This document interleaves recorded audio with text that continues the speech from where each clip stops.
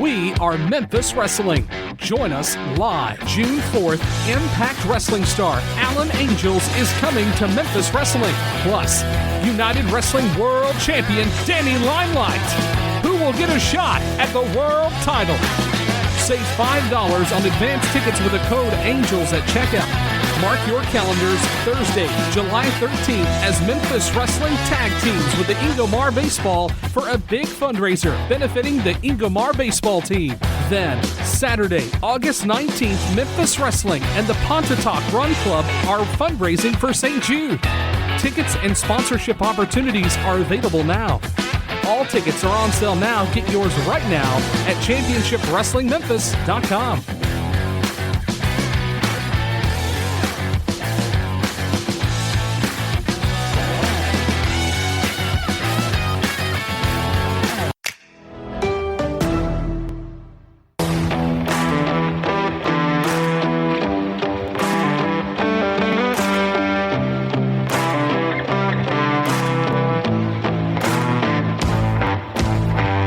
Get ready, wrestling fans. MACW presents the Dwayne Stone Memorial. That's right, June the 3rd, 7:30 bell time at the Valiant Arena, 201 Highway 367, Tuckerman, Arkansas.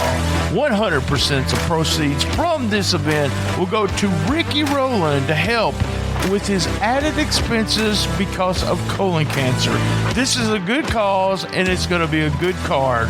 Guys, get out on June the 3rd at 7:30, featuring Austin Lane, Mike Anthony, Main Event Bradley, Matthew Williams and Gaston, Craig Stone, LSD, including Idle Bane, Cody Only, and Deadly Dale, Sleazy E, K-Tumor, and many, many more.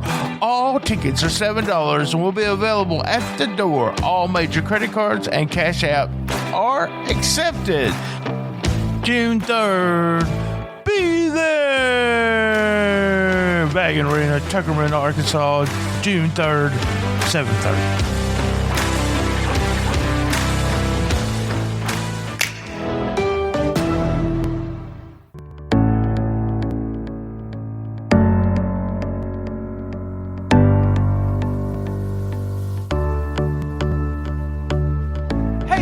Like to welcome ArizonaBayCoffee.com. That's ArizonaBayCoffee.com as a sponsor of Shooting the Shiznit. That's right. We now have a coffee blend on ArizonaBayCoffee.com. Morning Shiznit is a medium roast coffee that is designed to get you up and moving early in the morning. That's right. Before you do anything else, you will need your morning shiznit. After the first cup or your last cup of the day, remember that you make sure to say, love my mama. Go to ArizonaBayCoffee.com today. Free shipping to all listeners at stspod.club.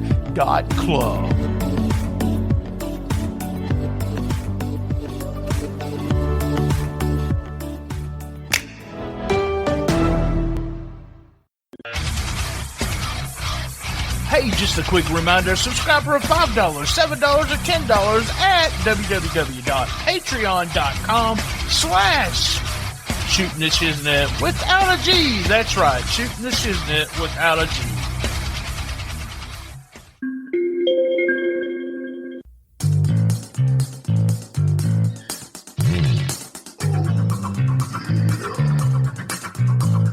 This episode is also brought to you by SpunkLube.com. Remember, when you're getting funky like a monkey, if you know what I mean, use Spunky. That's right. Go to www.spunklube.com and tell them STS Pod sent you.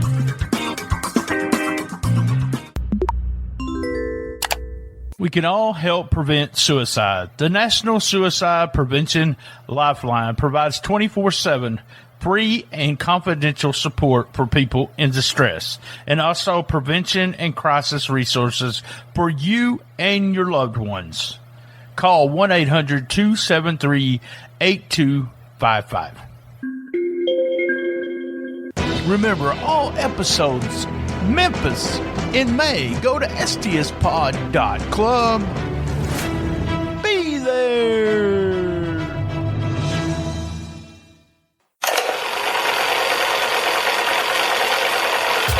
What happens when someone sends you a box of cassettes from the 1990s? You put them on as a podcast. Sit back and take a trip to the past for Cassette Wrestling News. Stone Cold Steve Austin called this the first ever podcast. These cassettes were mailed every issue to subscribers during the heyday of wrestling fanzines. Jeff Osborne, John Cena, sit down and put out an episode of zany, fun, and sometimes serious stuff. Get ready to dive 30 plus years into the past.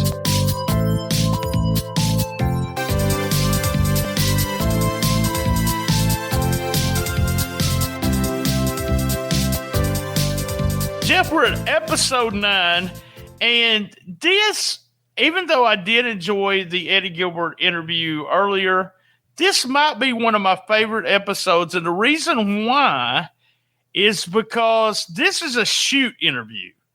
Now, this is a shoot interview in 1991.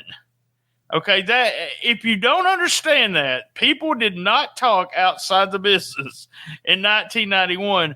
But you sat down with Cody Michaels and Danny Davis, who later went on to do OVW, and he just was total shoot about everything. What was you thinking when you were listening to him about that?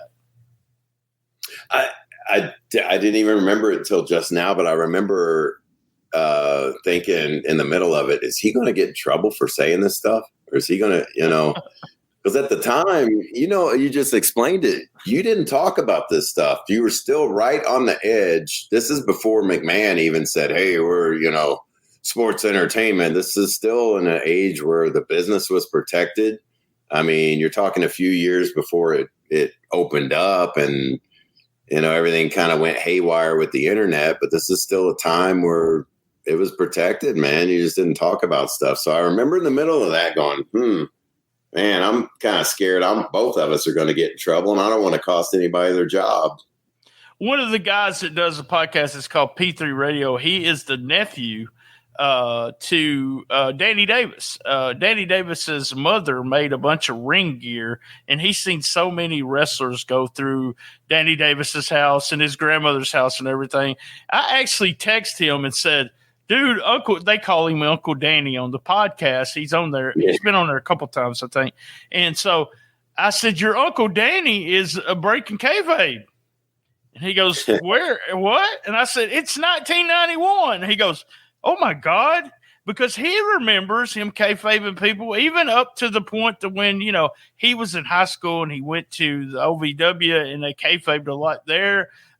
So it's when you start listening to this interview, guys, remember they talk about Lawler getting run over and all of that, and it's all a shoot. I know that's normal now, but it was not normal back then. Cody Michaels, what did Cody Michaels end up doing? That guy sounded like he was really smart to the business. I think something bad happened in a Dallas match. I think he went. Really? Yeah, if I remember correctly, I asked Danny one night, and so, hey, what happened to Cody? Because that guy took time to talk to me, and I appreciated it. And he said, he took a spill Friday night or something in Dallas. And I remember seeing the match on TV where he did it, and he went over the top rope and kind of landed on his neck on the ring apron. That's the last I ever heard of him. Kind of curious. Yeah. I had to do some research on that. Guys, if there's anyone listening right now that knows anything about Cody Michaels, just reach out to us. We all know about Danny Davis, and I just put over P3 Radio. Go P3 Radio, search them on iTunes, and look up just P3 Radio Danny Davis on Google. That's one of the best episodes ever. Danny's a really nice guy. So good episode. There's some stuff with John Seaton that I'm never going to delete anything. He says some of the most craziest shit. One time I thought it was J.D. McKay talking, but I don't know if it's J.D. He was out of his mind. Do what? What'd you say? John was out of his mind sometimes. He said some pretty racy stuff. Can you hear me? Yeah. He did. He said some stuff. You would be like, oh, come on, John. Then we have a thing where the Jersey Devil on this one, too. The Jersey Devil calls me Kayfabe Fat Man. So I think I'm going to get a T-shirt that says Kayfabe Fat Man on it. Just awesome. And, Jeff, man, you've been friends forever. I mean, I know that. But I didn't realize that you mentioned me almost every episode. I never really realized that. That was just me listening to that. I'm like, me and Jeff were friends, but I didn't know.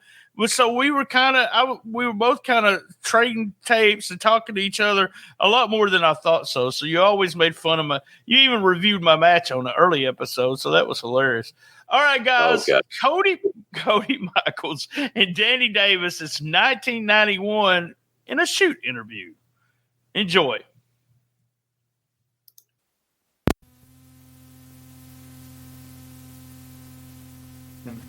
Dangerously. Maybe bring in Dennis Condrey and Doug Gilbert, Lethal Weapons from the ICW along with Dangerously, and get some talent in.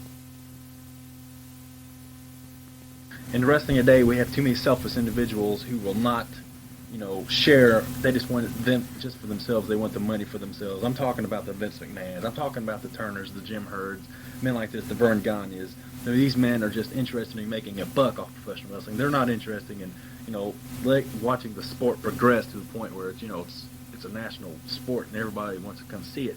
That's the way it used to be. The men were not selfish. Wrestlers could travel from area to area. It was for the good of wrestling. But now, well, you're under contract with me. You can't do this. You can't say that. You can't appear like this. You have to wrestle for me, and you can't do anything about it. That's the way all the wrestlers are nowadays, and I'm sure they don't like it. What do you think about that, Jeff? But Joe Travis, we used to be partners. We used to go up and down those highways and byways together. But then something happened. You turned on the fans. You turned on everybody. You know what, Billy Joe Travis? I hate your stinking guts. And next time I see you, I'm going to bust your head open. You ain't nothing but a bum. All right, Jeff. All right, Jeff.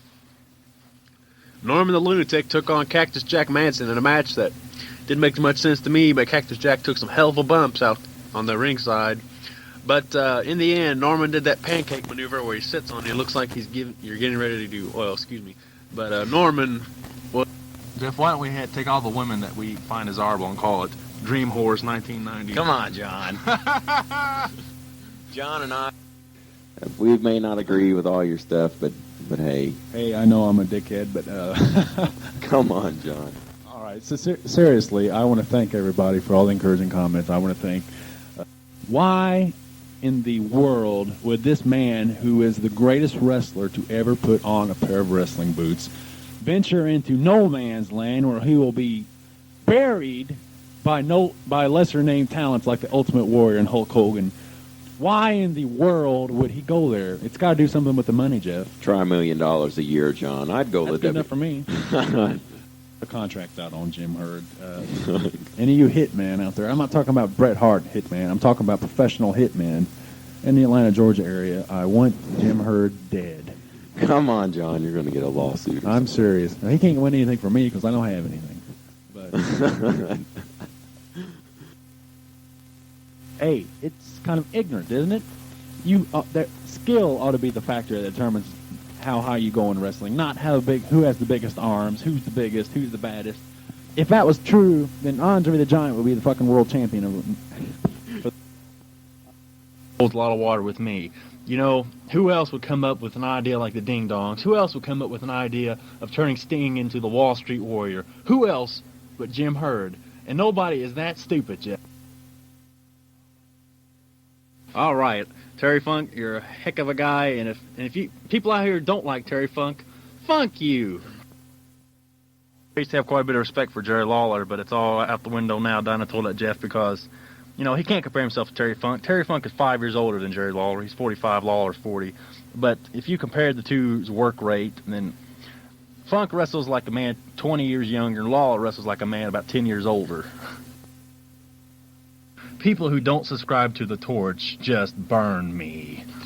legendary in the ring circle, and anybody who loves wrestling loves Bruiser Brody, and it's a shame that a little pissant wrestler like Jose Gonzalez is getting away with murder with this statement. But it was just a statement to clarify the situation about my feelings about Jim Herd. They have not changed. You know, I don't want the man dead, for Christ's sakes. Give me a break. I don't want the man dead. I don't want a contract out on him. I don't think he's doing a very good job in the position that he's in, and this was a statement that I made that was to point that out, not to actually make a death threat. You know, I do. You got me in trouble, Jeff. Damn! Well, I mean, on professional wrestling, the NWA in particular, it was called Saturday Night with Connie Chung, and she interviewed several NWA wrestlers, including the Road Warriors, Sting, and Lex Luger, and she led into the segment by telling everyone who was watching that professional wrestling was fake. I don't know about you, but I wanted David Schultz to come out from the side somewhere and slap her down twice for making such a bold statement about. Why not push Scott Steiner? Why not give him? If I pushed him, he'd beat me up. John, come on. The mind spending a few hours in the hospital every night.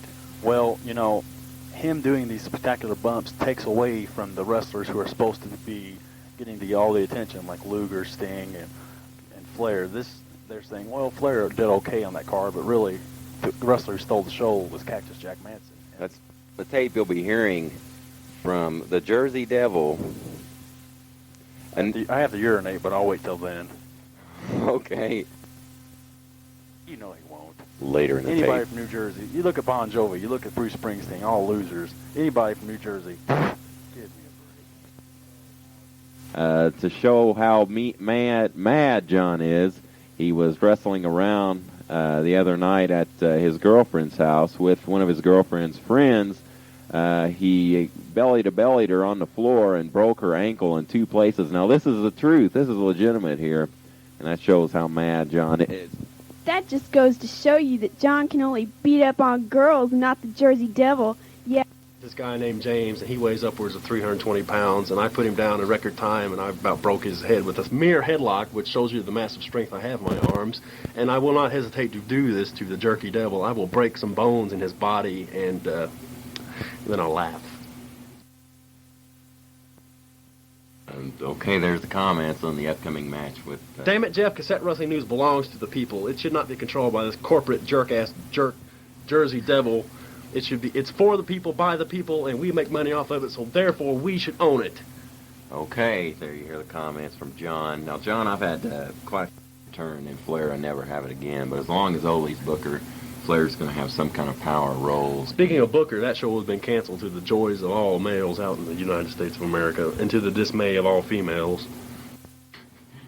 What the hell does that have to do with wrestling, John? Nothing.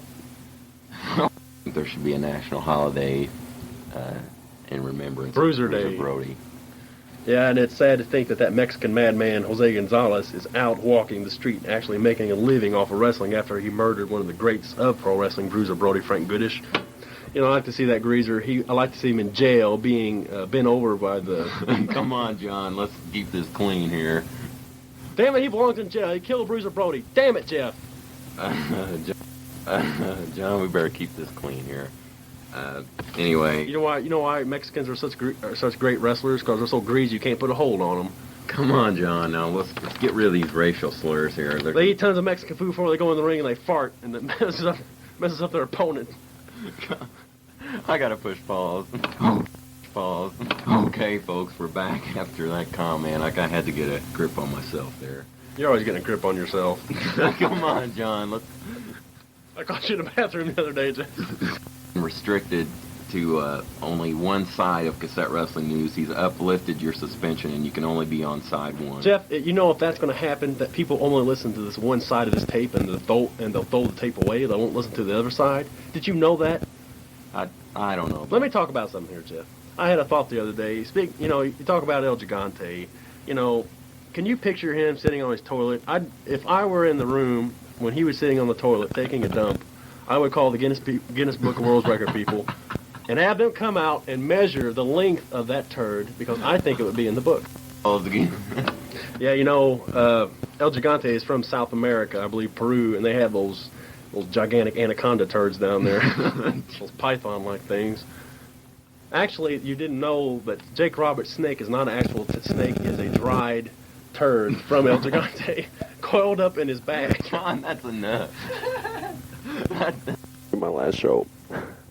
The people don't know this, but last night I wrestled the Jersey Devil, and I lost. And the loser was supposed to leave Cassette Wrestling News, and I lost. But Jeff, he used crazy glue. He meant to do it. He used crazy glue on me. Put it on my shoulders.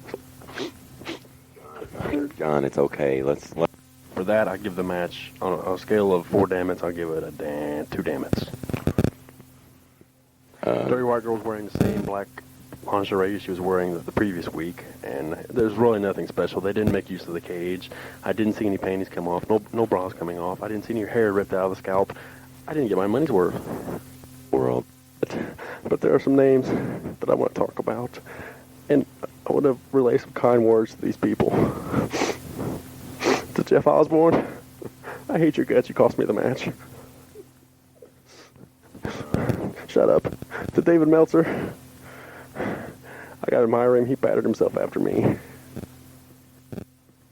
And to Brian Trammell, good luck on your new sheet, you kayfabe fat man. Chris Cruz, great commentator. Say hello to your brother Tom. John Anthony, host of Wrestling Spotlight, a good man. Say hello to your brother Tony. And Reverend Mark, my hat's off to you. You're the next John Seaton. Steve Sims, actually Steve Simpson of the Simpson Brothers. Michael Madison, can't read his writing. No comment.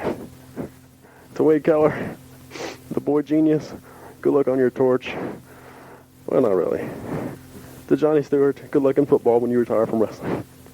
To Billy Travis, the only man more redneck than me. And for Terry Funk, who impersonates me. To Evan Ginsberg, the only person I've ever apologized to, and incidentally, I didn't mean it. And to Amber, the crazy glue girl, the brawn behind the Jersey Devil's brains. I hope you rot in hell. And to Brett Foley, the Australian subscriber, I really can't say anything because I don't understand what the hell you're saying anyway. And last of all, the Jersey Devil, the only man alive who has ever defeated me.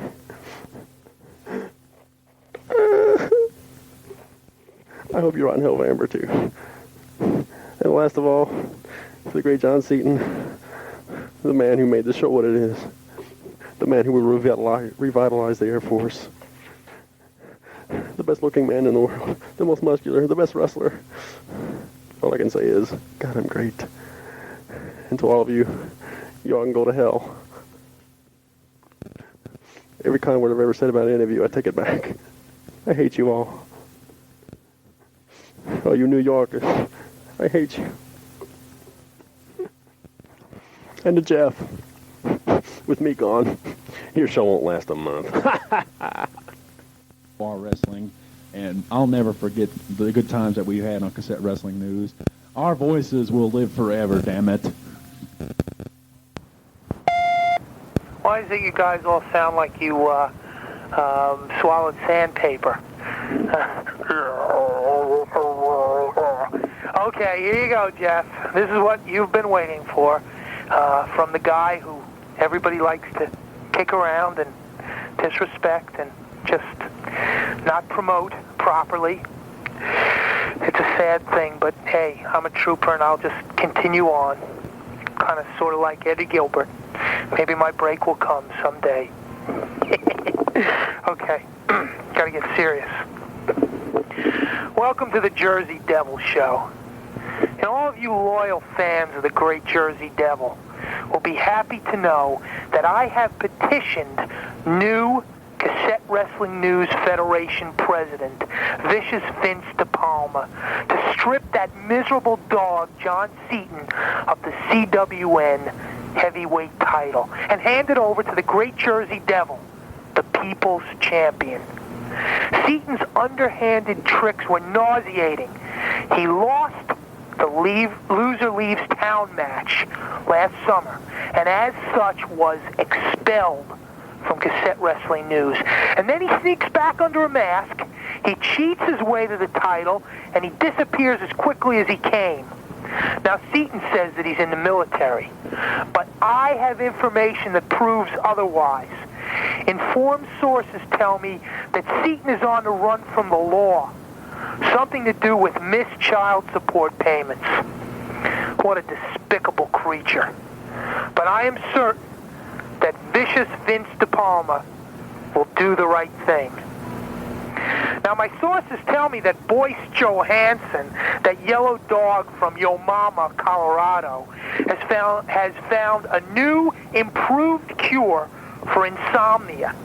Why, it's his new wrestling sheet, which has not yet been named. However, the names under consideration include Wrestling Bore, the Square Circle Snore, and Geekomania. Well, the BLT Express, Brian Trammell, has retired from active wrestling again for the 5th time. Of course, the term active wrestling is just that, a relative term, as proven by the Junkyard Dog and Andre the Giant. By the way, did you happen to notice that you never see Brian Trammell and Bugsy McGraw in the same place at the same time? Well, of course, this is a year-end issue, and the Great Jersey Devil has put together my 1990 year-end awards. And here we go. Woman of the Year. Why, Amber, of course. What other woman could put up with Scuzzborn's body odor all year and still be as beautiful, brilliant, and witty? Wrestler of the Year. Tom Pukeface Zink. Now, I know that this selection may surprise a few people, but who else could have become a tag team champ and a world TV champ with a charisma factor of 0? What a man. Worker of the Year. Terry Funk. Now, who else could have carried Chris Cruz through match after match in the early part of the year? And he's a great wrestler, too. AccuTrim Man of the Year. Why, Tommy Rich. Hey, maybe that stuff does work. Runner-up, the Big Boss Man. Brawl of the Year. Funk Hansen, Rumble on the River. 2 of the greatest brawlers of all time right here in the great state of Jersey. The Hey Dude, Take a Chill Pill Award goes to Paul MacArthur and David Skolnick of Wrestling Perspective. Geek Fest of the Year, the Tom Robinson Benefit. Where else could you find Cruz, Arezzi, Meltzer, Trammell, Mr. Blade, Lano, MacArthur, and a cast of geek thousands? Sheet Editor of the Year. Who cares? Personality of the Year. Evan Ginsberg. Need I say more? National Optometric Society Man of the Year, and this is a tie. Dave Meltzer and Brian Trammell. Every eye doctor in the country should give a portion of their earnings to the editors of these publications. And finally, the Wrestling Journalistic Excellence Award.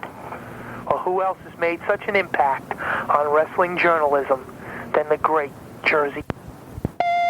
Hey, all right, since I got cut off in the middle of that, maybe what I should do is I hope you can splice this together or whatever. Let me read that last line again, and then I'll continue from there. Wrestling Journalistic Excellence Award. Well, who else has made such an impact on wrestling journalism than the Great Jersey Devil? The Great Jersey Devil would like to send a special message to the men and women of Operation Desert Storm. You know, it's great to know that there are still brave, heroic men and women in America. Not like the brainless twits who subscribe to Cassette Wrestling News and sit like couch potatoes drooling over their bingo cards. I have just one comment regarding the WWF title victory by Sergeant Slaughter over the Ultimate Warrior. Way to go, Vince. Boy, you'll certainly put butts in the seats in L.A. now. I do hope that you're proud of yourself, pal. By the way, Scuzzborn, I think Amber is well on her way to taking over Cassette Wrestling News permanently. Now, perhaps you'd better start heading over to the 7-Eleven to see if they're looking for a night clerk. Hey, pal? And now the moment you toothless geeks live for. The Jersey Devils Geek of the Week. And this issue's Geek of the Week is none other than Cactus Jack. Now here's a man who the Jersey Devil had complete respect for. Cactus Jack has been praised many times on the Jersey Devil show. But during my recent appearance on Pro Wrestling Spotlight, he chose to show utter contempt for the great Jersey Devil. Now I'm sure it was just a brief case of jealousy. But even that is inexcusable. Cactus Jack, you should have been a man and admitted that the great Jersey Devil is also a great wrestling journalist. But your pride stood in your way. Join me in saluting the Geek of the Week, Cactus Jack.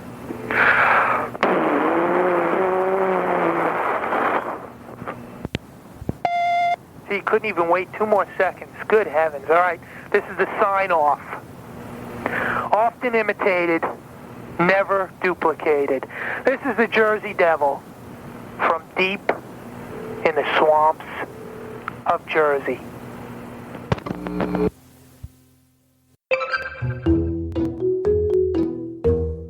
What is Cassette Wrestling News' Jeff Osborne doing now? Please visit Secret Headquarters in Evansville, Indiana, 4225 North 1st Ave, Evansville, Indiana, or call Jeff at 812-470-8546. From vintage toys, video games, and comics to a full retro 80s video arcade. They also have the vinyl destination, new and used vinyl records. Drop on in and get something to spin. Follow them on Facebook at The Secret Headquarters.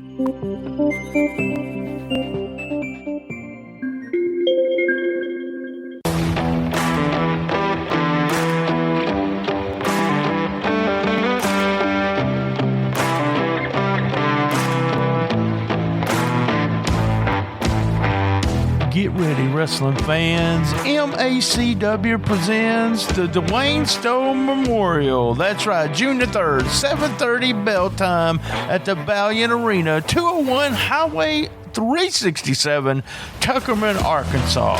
100% of proceeds from this event will go to Ricky Rowland to help with his added expenses because of colon cancer. This is a good cause, and it's going to be a good card. Guys, get out on June the 3rd at 7:30, featuring Austin Lane, Mike Anthony, Main Event Bradley, Matthew Williams and Gaston, Craig Stone, LSD, including Idle Bane, Cody Only, and Deadly Dale, Sleazy E, K-Tumor, and many, many more.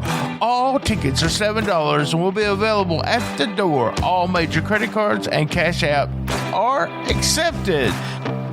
June 3rd. Be there! Valiant Arena, Tuckerman, Arkansas, June 3rd, 7:30.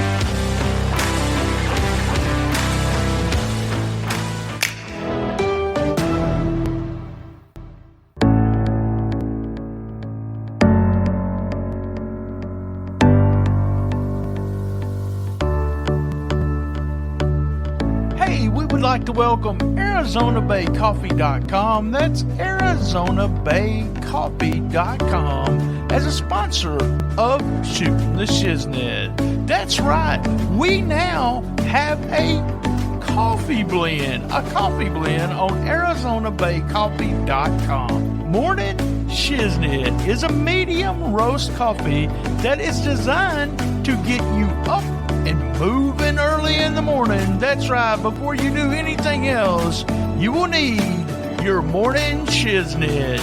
After the first cup or your last cup of the day, remember that you make sure to say, love my mama. Go to ArizonaBayCoffee.com today. Free shipping to all listeners at FTSPod.club.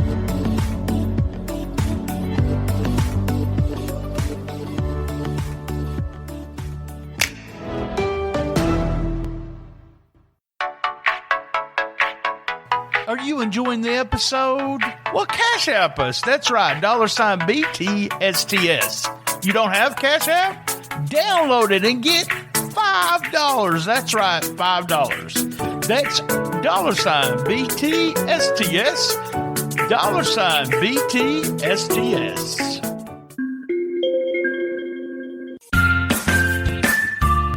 Use our Uber Eats code EATS-BRIAN-T24790UE.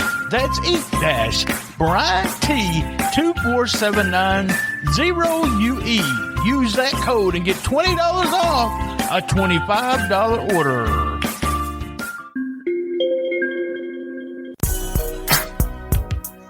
Mysterious Productions.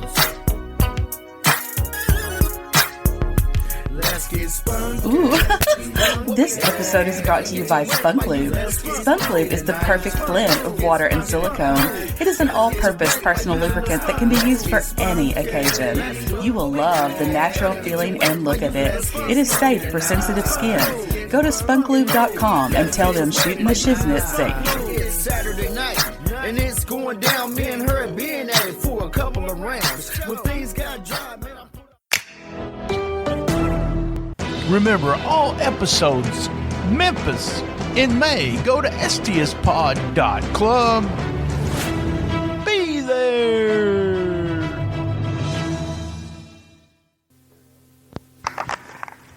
Here in Evansville, Indiana, with one of the original Nightmares here, Danny Davis, and an up-and-coming young star by the name of Cody Michaels.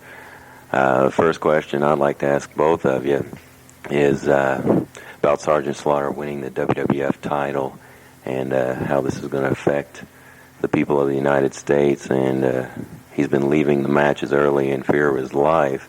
Do you feel this is a wise move by McMahon?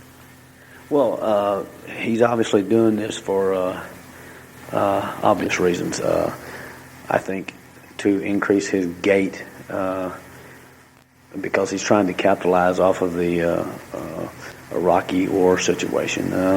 Some people criticize it. Some people think it's great. I don't have a personal opinion of it because I'm just a wrestler. I'm not a person who's in that position to make those type of decisions. But I think I know what he's doing, and wrestling right now is probably at an all-time low, in my opinion. And I think what he's trying to do is capitalize off of what's out there, and from all accounts, he's trying to exploit it in every way possible. He's doing it, and I think he's going to do a good job with it. And eventually, what better way to do it than to have the title on a man like Slaughter, and then have the most over person in professional wrestling, Hulk Hogan, to win it back at the WrestleMania. That's what I'm trying to say. What about you, Cody? No, I think the same thing, and I really don't have an opinion, but, from all reports, it's definitely a heat getter. And, just to agree with Danny, there's not too many doubts, people's mind that, come WrestleMania, Hulk Hogan, he's going to put him over Slaughter. Yeah, you guys spoke of an all-time low of attendance, and what do you attribute this to? I know there's people try to blame it on the sheets and everything, but the sheets only hit 5,000 people. What do you think the number one problem is in attendance these days? Well, I do not agree that it's the sheets that's doing it. I think that it's overexposure on TV. I mean, years ago, I've been wrestling for 12 years, and years ago, each territory, they were able to make their own stars because that was the only wrestling that territory could get.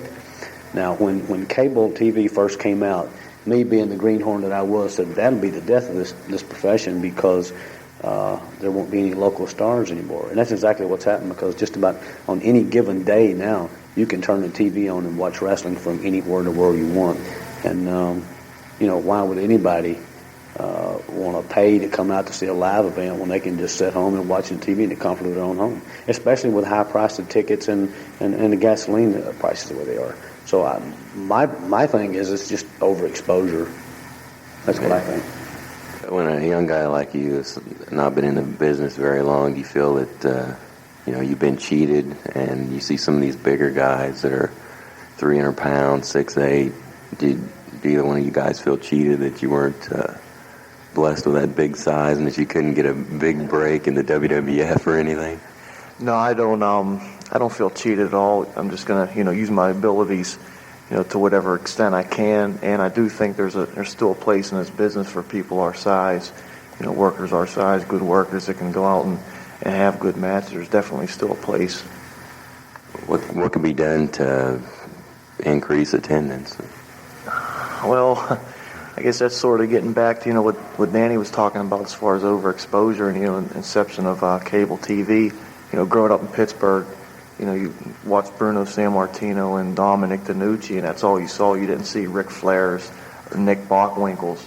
And now with cable TV, there's so much overexposure. I think, in my opinion, it's got to die down. It has to get off of television in order to get the houses up. That's exactly right. And I think if the networks were to choose to take wrestling off the air for a while and just put it back on like the local stations and everything, probably within a period of 8 months to a year, you would see the local stars being made again and attendances also increasing without having to do a whole lot of serious angles to try to entice people to buy a ticket.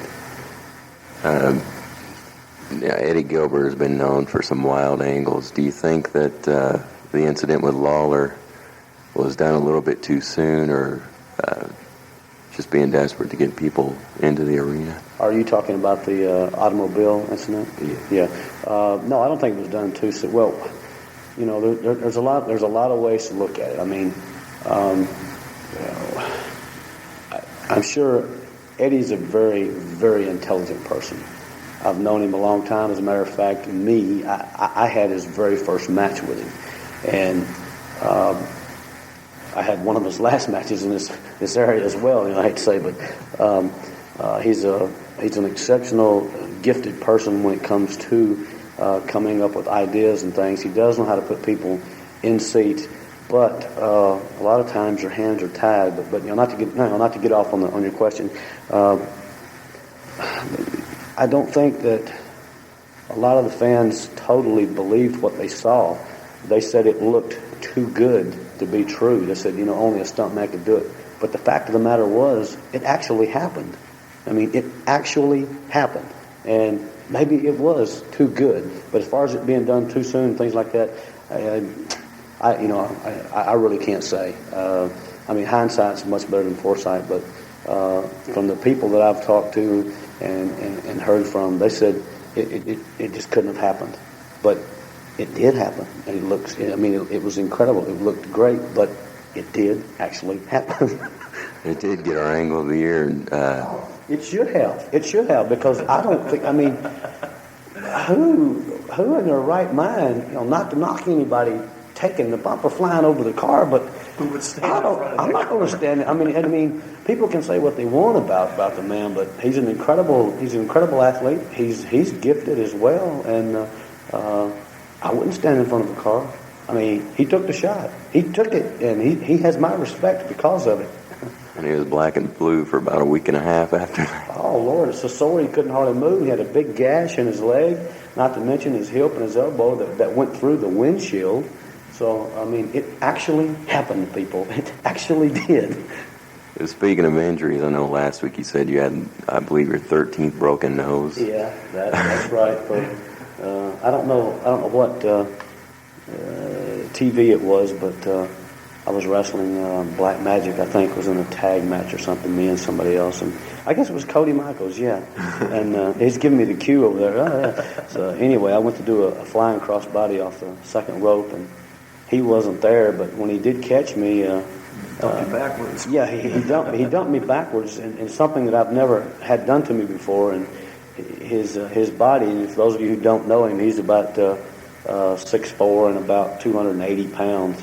And his elbow and upper part of his body came down on my face. And at the time, I knew my nose was broken, but from my nose down was numb, and I thought I'd lost all my upper teeth. But I was out for about 30 seconds. But that's just, this ain't ballet. What have you had any extensive injuries since you've started wrestling? Extensive, yeah. Not as far as, being in this territory. Working independence back east, I'd separated both my shoulders a month apart. It was crazy to get back in the ring and, to even wrestle with one separated shoulder. But, a lot of times you get in the ring working independence, trying to break into the business, and you work with people that, can't really protect themselves, let alone protect you. And like some of the guys here. No comment. And they just, yanked my shoulder right out of the socket. Do you get offended when people say, "Oh, these guys, they never get hurt. It's not really athletic," and when they've never even began to attempt anything like that? Well, no, I don't get offended. I don't know if it's insult or what. It's I do get, I give a reaction from it because but I don't know. I guess it is offensive in a sense, but it's not something that I get upset about or anything because it just happened. There's going to be people out there who believe. There's going to be people out there who don't believe. For those who believe, no explanation, is necessary. For those who don't, no explanation will do. So, you just take it that way. Like I've been in a wheelchair for 2 weeks because of this.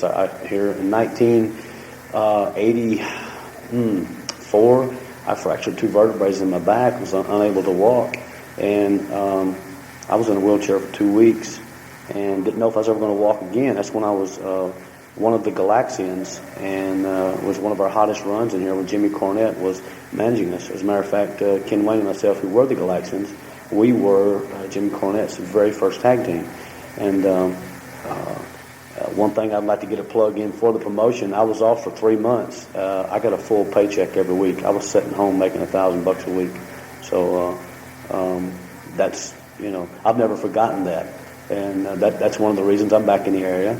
Is because I don't know if you could say that it's loyalty or what to the promotion, but I have this is where I got my start, and they have done done me right a lot of times, and this is just something I'm here to hopefully try to have some input into the organization, and so therefore help them a little bit for what they've done for me in the past.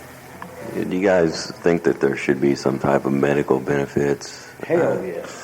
Gosh, yeah, because while I was off, I had to pay my own. At that time, I couldn't get insurance, and I had to pay my own. I had a real stiff doctor bill and everything. But like I said, the company was very understanding, and for 3 months, I received a full paycheck until I came back to work. So I made it just fine.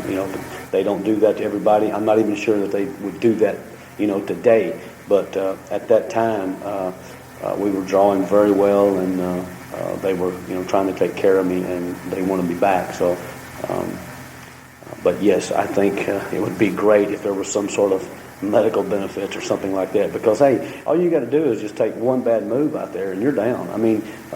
Sometimes if there's a broken board in the ring, or what, if you step in a hole, you're going to twist your ankle or break your ankle. Anything could happen. Anything at all. It's just like. Getting in a car, you never know when you're going to have that accident. You hope it never comes, but it does.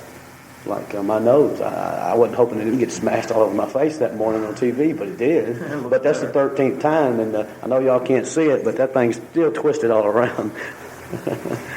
Yeah. You said you had wrestled on the East Coast a bunch of. You said you wrestled for Joe Goodhart? I'd worked show for Joe Goodhart.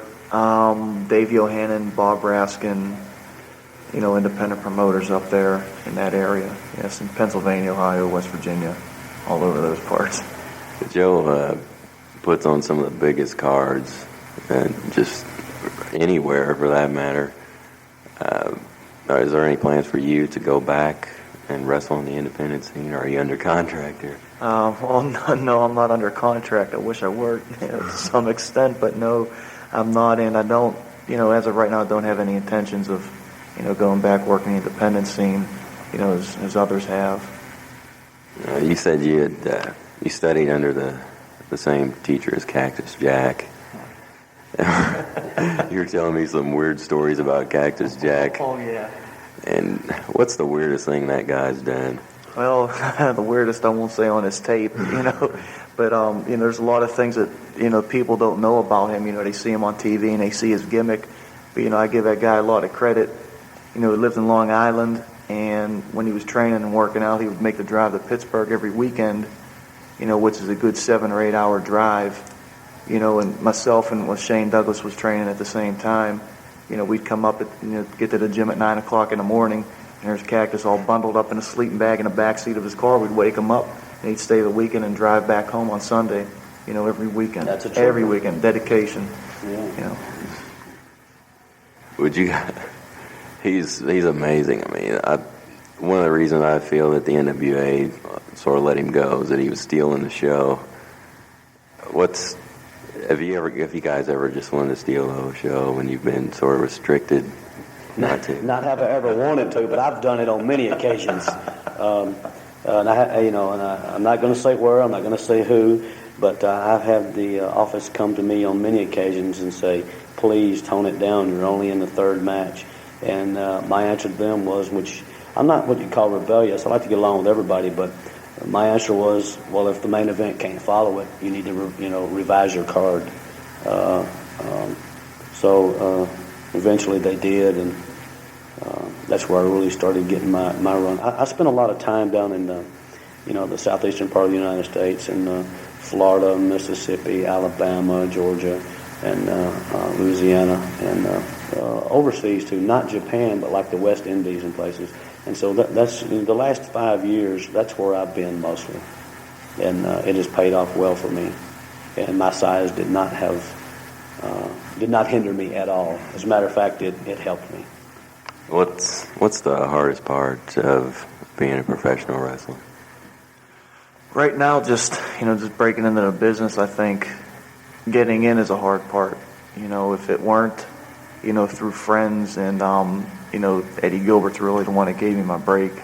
If it wouldn't have been for knowing him, I wouldn't be here, because I was planning on, giving the business up. Travel, working for a small promotion, it's constant and it's hard and it's expensive. Are the gas prices getting to you guys?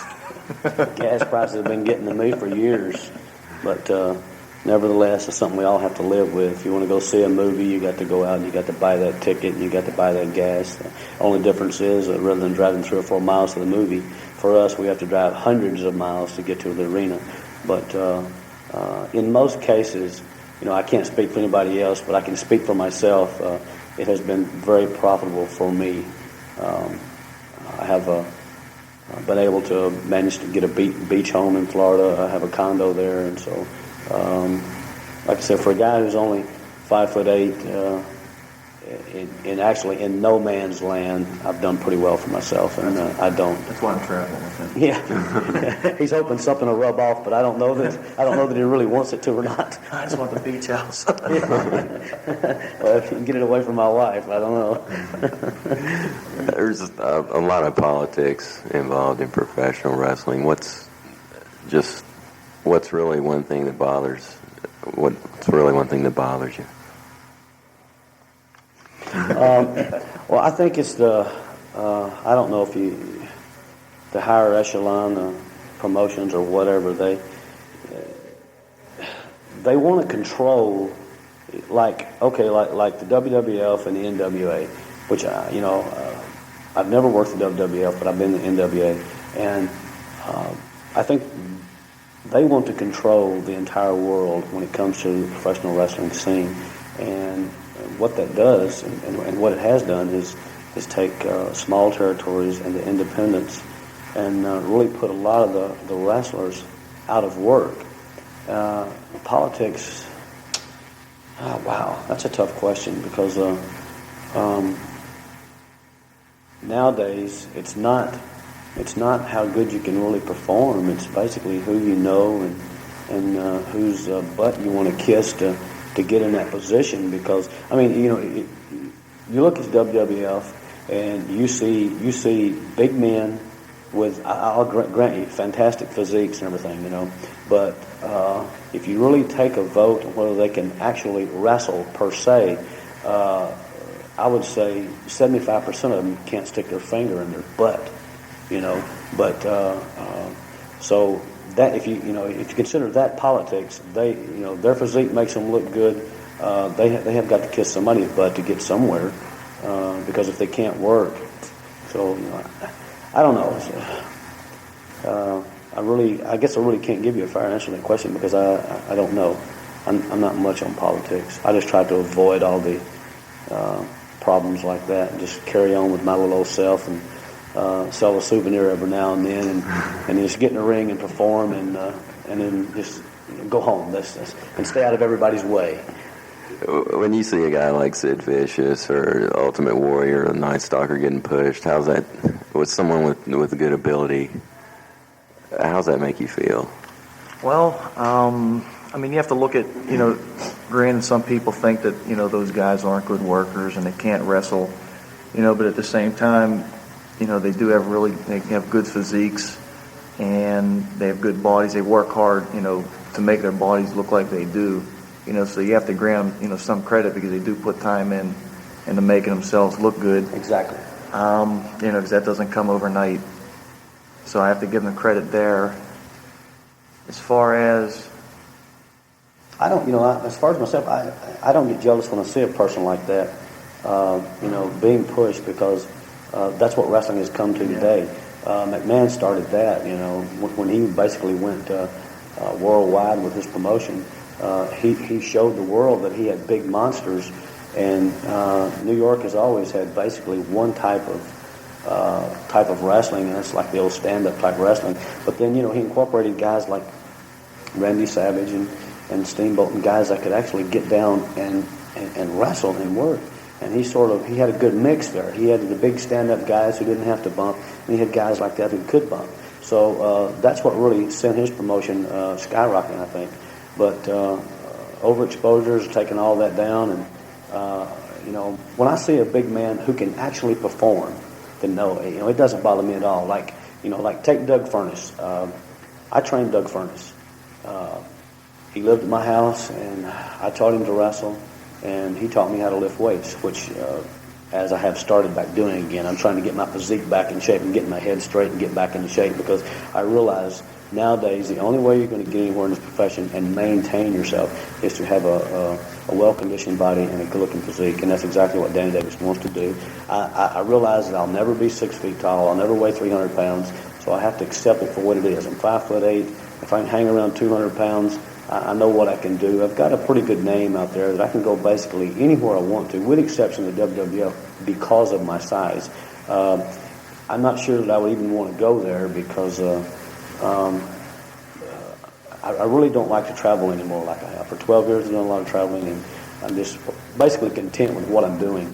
And but to get back to your question again, I seem to stray away, but if a guy has any ability at all, I don't think he's in the wrong position to be pushed or anything like that. I mean, if he has potential, as long as he's got somebody that can carry the load for him so that it doesn't make our business look bad, then that's no problem. But when you got a guy in that position who can't do anything, then it reflects on all of us. No matter how good of workers we are, if that person who's in the limelight doesn't fulfill what he's supposed to do, then it makes everybody look bad. Okay. Is there any final things you'd like to say to the wrestling fans and the listeners of Cassette Wrestling News? Well, yeah, we appreciate everything that you've done as far as the sheets and everything. I mean, because I like to read them. I don't get them that often, but I like to read them, and I don't see a lot of things out there, pro or con about Danny Davis, which is fine with me. That doesn't bother me one bit. But the fans out there, we appreciate the support you've given us over the years. We hope you continue to do so. Never get tired of wrestling, even no matter how boring it may seem to you. Just have faith that one day that it will come back around. God bless you all. We love you.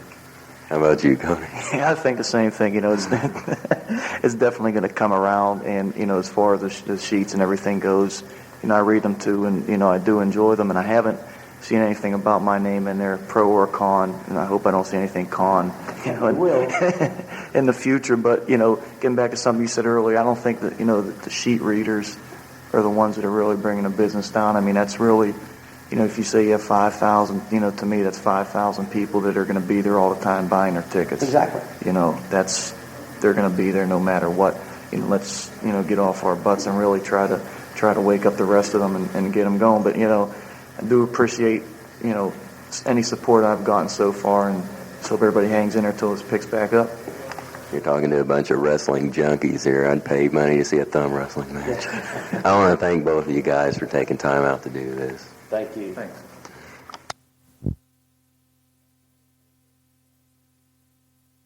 We are Memphis Wrestling. Join us live June 4th. Impact Wrestling star Alan Angels is coming to Memphis Wrestling. Plus, United Wrestling World Champion Danny Limelight, who will get a shot at the world title.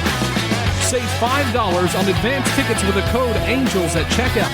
Mark your calendars Thursday, July 13th as Memphis Wrestling tag teams with the Ingomar Baseball for a big fundraiser benefiting the Ingomar Baseball team.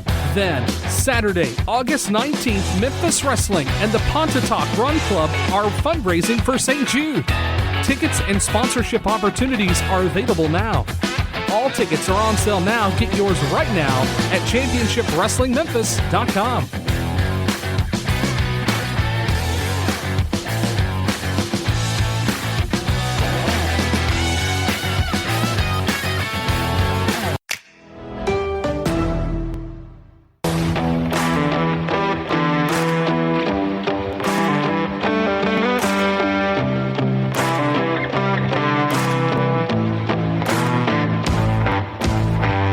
Get ready, wrestling fans. MACW presents the Dwayne Stone Memorial. That's right, June the 3rd, 7:30 bell time at the Valiant Arena, 201 Highway 367, Tuckerman, Arkansas. 100% of proceeds from this event will go to Ricky Rowland to help with his added expenses because of colon cancer. This is a good cause, and it's going to be a good card. Guys, get out on June the 3rd at 7:30, featuring Austin Lane, Mike Anthony, Main Event Bradley, Matthew Williams and Gaston, Craig Stone, LSD, including Idle Bane, Cody Only, and Deadly Dale, Sleazy E, K-Tumor, and many, many more. All tickets are $7 and will be available at the door. All major credit cards and Cash App are accepted. June 3rd. Be there!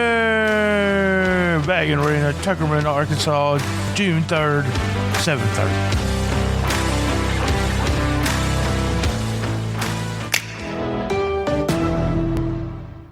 Remember, all episodes, Memphis, in May. Go to stspod.club.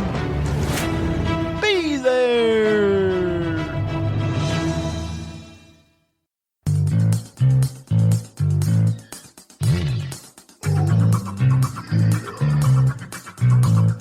This episode is also brought to you by SpunkLube.com. Remember, when you're getting funky like a monkey, if you know what I mean, use Spunky. That's right. Go to www.spunklube.com and tell them STS Pod sent you.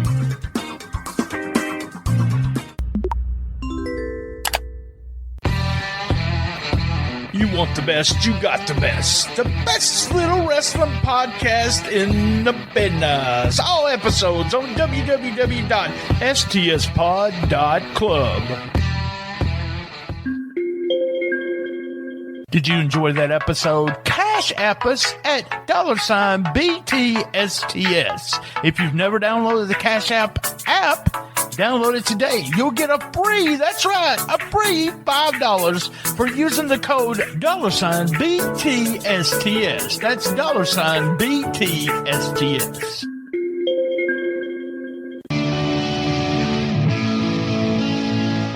Hey, that was another great episode of Shooting the Shiznit. Thank you for listening, and thank you to all our sponsors. A big shout out to Bob McGee at Pro Wrestling's Between the Sheets. Remember, you can reach us on Twitter at Comic Book Mark BT, Instagram at BT Shooting the Shizit. That's right, Shooting the Shizit without a G. Facebook Shooting the Shiznit, and Facebook Cool Kids Wrestling and MMA Talk. If we don't like you in that group, first you have to ask to get in. If we don't like you, we'll kick you out. All the episodes are at one place, and that's www.stspod.club. Podcast Roll Call. Who's Right Podcast. Po Boys Podcast. D3 Radio, my buddies Richard and Josh. My World with Conrad Thompson and my friend Jeff Darren. Lance's favorite include Nickology, Rock Solid, Playlist Wars, I'm Bad Podcast. Hey guys, remember, keep your feet on the ground and keep reaching for the stars.